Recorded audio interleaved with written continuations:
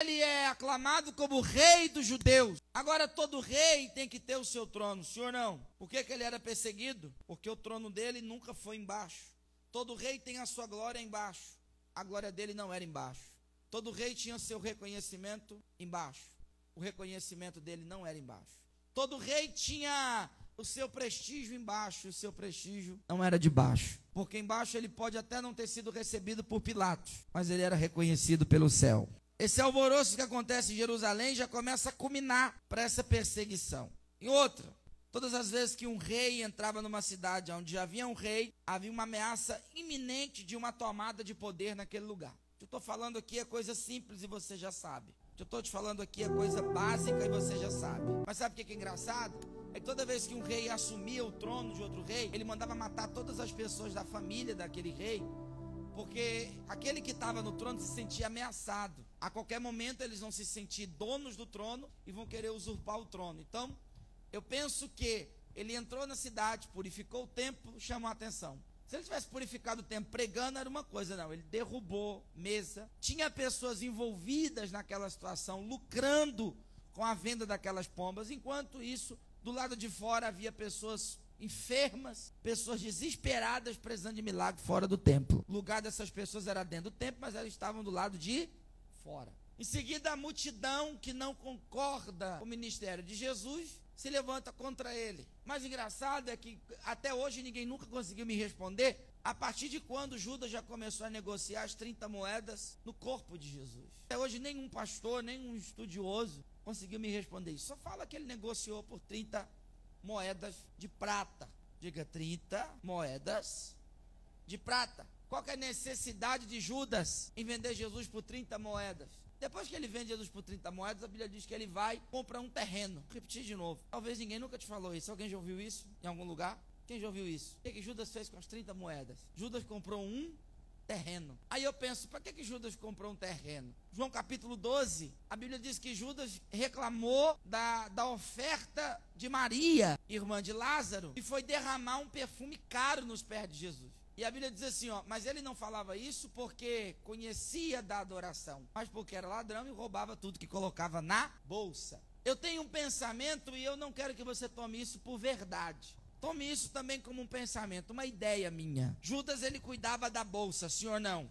Quando Jesus entra em Cafarnaum, ele está sem dinheiro para pagar o imposto. Para pagar o imposto, ele tem que mandar Pedro ir no lago, pescar um peixe. E dentro da boca do peixe tem um estátua para pagar o imposto. Se ele não estava com dinheiro, possivelmente a bolsa estava com quem? Com Judas. Já estava em outro lugar. Se só estava Jesus e Pedro, Jesus não tem importância com dinheiro. Porque se Jesus se importasse com coisas materiais, não colocava Judas, ele colocava Pedro. Porque Pedro era mais organizado do que Judas e Pedro não era ladrão. A Bíblia diz que Pedro era fiel. Por que Jesus coloca Judas para cuidar da bolsa? Para provar para as pessoas que o interesse dele, o intuito dele nunca foi dinheiro, sempre foi a salvação, sempre foi milagre, sempre foi cura. Porque alguém olhava e dizia, é um mercenário. Mas quando via que o financeiro de Jesus estava na mão de Judas, disseram, não pode ser um mercenário, porque Judas é ladrão e a gente conhece. Aonde ele estava tinha confusão, tinha problema. Não podia ser Pedro a trair Jesus, tinha que ser Judas.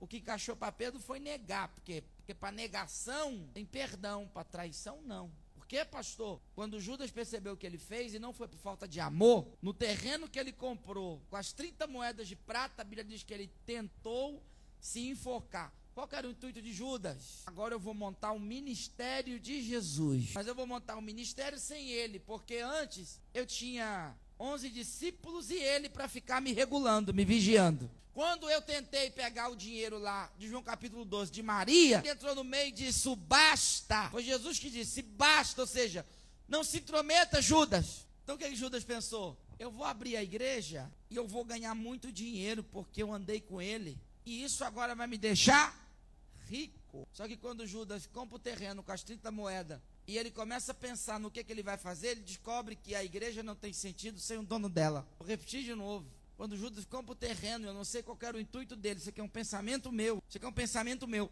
Para que o cara compra um terreno? Para casa? Não. O que ele queria fazer com esse terreno? Imagina que Judas queria levantar um ministério, uma seita em nome do Mashiach. Mas ele descobre que a igreja não tem graça sem o dono dela, que a igreja não tem glória sem o dono dela, que a multidão não vem se o dono dela não tiver, que não tem milagre se o dono dela não está presente. Quando ele viu que o sentido do ministério era Jesus, e Jesus que era para estar com ele traiu por 30 moedas, ele não aguenta o sentimento, a culpa, coloca uma corda no pescoço e tenta se matar. Pergunta para mim, ele morreu enforcado? Pergunta para mim, ele morreu enforcado? Ele tentou se matar enforcado, mas ele não morreu enforcado. A Bíblia diz que a corda quebrou, ele caiu e as entranhas dele saíram para fora. Alguém já viu isso? Alguém pregar sobre isso? Está na Bíblia. As entranhas dele saiu para fora. Vamos voltar para o texto. Depois que Jesus foi orar no Getsêmani, a Bíblia diz que os discípulos foram também. Era obrigação? Querido, multidão não tem obrigação de orar. Agora discípulo tem, me desculpa. Multidão ora se quiser. Discípulo tem que orar. É obrigatório discípulo orar. A multidão, ela tem escolha de estar ou não presente. O discípulo, ele tem que estar presente. Se está aí, eu fui embora. Tem coisas que para a multidão é indicado e para discípulos é obrigatório. Jesus vai orar no monte, é obrigação de discípulos ir também. Afinal de contas, que raça de discípulos somos nós? Nós temos o mestre, aí ele sobe no monte e a gente fica lá embaixo fazendo um churrasco, esperando ele descer do monte. Não vamos assar picanha porque ele está orando lá. Quando ele descer, aí nós encontramos com ele aqui embaixo. Está cheio de gente dizendo que é discípulo do mestre, mas não sobe para orar. Porque não tem oração como obrigação, tem oração como uma escolha. Ah, se eu quiser, eu oro. Irmão, se eu não orar, eu morro. Vou repetir de novo. Se eu não orar, eu morro. Se eu não orar, estou ferrado. A oração é que me mantém vivo e de pé. Vamos orar no Getsêmani? Vamos. Por que Jesus dá uma distanciada? Porque a oração de Jesus não é uma oração de prazer. É uma oração de angústia. E a oração de angústia, nem todo mundo está pronto para ver ela. Aquela oração, Senhor, abre as portas, abençoa, multiplica, entra com a providência. Todo mundo está pronto para ver. Agora a oração da angústia, aquela que você ora dizendo, não aguento mais, não suporto, eu vou desistir, eu vou entregar tudo. Não dá para mim. Está difícil, é pesado demais a carga, aonde você ora chorando, dobra o joelho chorando e levanta chorando, você sente literalmente o peso da responsabilidade nos teus ombros. Jesus disse, Pai, passa de mim esse cálice. Eu já vi alguém pregando dizendo que Jesus queria trocar de lugar, com quem? Vou repetir de novo. Eu vi alguém pregando uma vez na internet dizendo que Jesus queria trocar de lugar, com quem? O que é cálice? Cálice é líquido escuro. Vou repetir de novo, líquido escuro. Se você pegar um copo com cálice, você pode colocar qualquer coisa dentro que ninguém vai ver. Por que ele fala, Pai, passa de mim esse cálice? É porque ele está dizendo, eu não sei o que vem por aí. Vou repetir de novo, eu não sei o que vem. Tá, Jesus falou da sua morte, sim ou não? Falou, claro que falou. Ele falou que seria entregue aos homens, falou ou não falou? Agora pergunta para mim o que ele não sabia. Como seria aquilo? Porque se ele soubesse, ele teria dito, eu vou ser chicoteado, eu vou ser cuspido, vão colocar uma coroa de espinho. Me mostra Jesus falando que iam colocar uma coroa de espinho na cabeça dele na Bíblia, porque não tem. Ele não fala como vai ser a sua morte, ele simplesmente fala que o Filho do Homem vai ser entregue na mão dos homens, que o Filho de Deus vai ser entregue na mão dos homens para ser morto, sacrificado, e que isso é necessário. Mas ele não fala, ó, eu vou levar tantas chibatadas. Ele não fala, vão me pegar no Getsêmani. Ele não fala, olha, vão colocar uma coroa de espinho na minha cabeça, essa coroa vai ser tão pontiaguda que vai furar o nervo trigêmeo. E para quem não sabe, machucar o nervo trigêmeo é a pior dor que existe no corpo humano depois de você furar ou o pâncreas. É pior que uma dor de pancreatite. É pior que uma dor de rim. Não existe morfina no mundo capaz de amenizar a dor do nervo trigêmeo. Pode pesquisar. Se ele soubesse como seria isso, ele teria dito para os discípulos, olha, você pegou aí na madrugada, olha, vão traspassar uma lança do meu lado, aonde vai sair todo o líquido que o meu corpo reteve durante o sofrimento. Provavelmente eu vou morrer de uma parada cardiorrespiratória, vou carregar um patíbulo nas costas de 30 quilos, eu não vou dar conta, aí vão pedir para um tal no Simão Sirineu me ajudar. Se ou não, teria dito ou não? Por que ele fala, Pai, passa de mim esse cálice? É porque ele não sabe como vai ser, ele só sabe que vai ser. Assim é comigo e com você. Deus, ele fala do que vai acontecer, mas não fala como vai ser. Para quê? Para você não sofrer por antecipação. Porque em momento nenhum, Jesus teve crise de ansiedade. E a palavra diz que ele foi 100% homem, 100% Deus. Foi homem, foi Deus. Como homem, como Deus.